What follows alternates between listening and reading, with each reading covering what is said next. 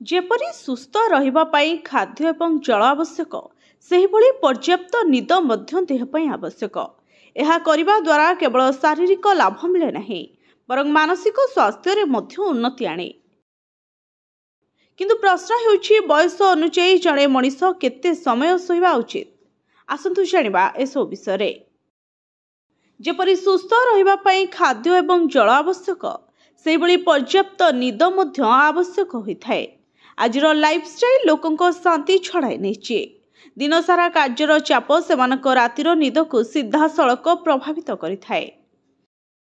शोइबा routine व्यागत मनुष्यर अनेक प्रकार समस्यार आशंका बढ़ाई थाए।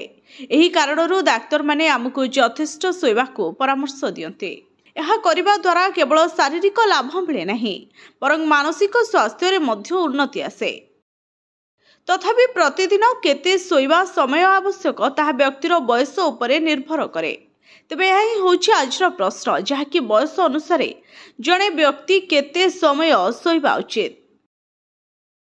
चाप को दूरे रखिबा पाई अनेक लोक राति सारा टीवी किंबा मोबाइल ले फिल्म सीरियल हो बा सीरीज देखते किंबा सांसारिक चिंता जोगु अनेक लोक निदरे शोई पारंती नाही, जहाँ सेमानकर स्वास्थ्य उपरे यह सीधा सड़क प्रभाव पकाई थाए।